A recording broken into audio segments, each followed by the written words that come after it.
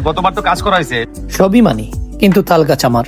কথাটি কেন বললাম, ভিডিওটি শেষ পর্যন্ত দেখুন, আপনার উত্তর পেয়ে যাবেন। বর্তমানে বেশিরভাগ খাল ও ছড়ায় মেশিন নামানোর মতো পর্যাপ্ত জায়গা নেই। অনেক কষ্টে যদি মেশিন নামানোও যায়, তখন আবার উত্তোলিত মাটি রাখার জন্য আশেপাশে কোনো খালি জায়গা পাওয়া যায় না। এমনকি সরাসরি ট্রাকে মাটি লোড করার মতো সুবিধাজনক স্থানও থাকে না।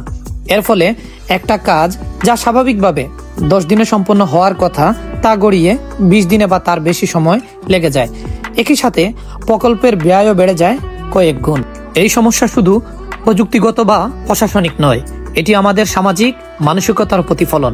আমরা সবাই একটা পরিচ্ছন্ন ও জলাবদ্ধ মুক্ত শহর চাই, কিন্তু যখন সেই উন্নয়নের স্বার্থে সামান্য ত্যাগ স্বীকারের বিষয় আসে, যেমন কিছু জায়গা ছেড়ে দেওয়া, সাময়িক অসুবিধা মেনে নেওয়া বা অবৈধ দখল সরানো, তখন অনেকেই অনীহা প্রকাশ করি। আমরা যদি নিজ নিজ অবস্থান থেকে সামান্য সহযোগিতা করি, তাহলে সিলেট শহরকে একটা পরিচ্ছন্ন, নিরাপদ ও পরিবেশ বান্ধব নগরীতে রূপান্তর করা সম্ভব।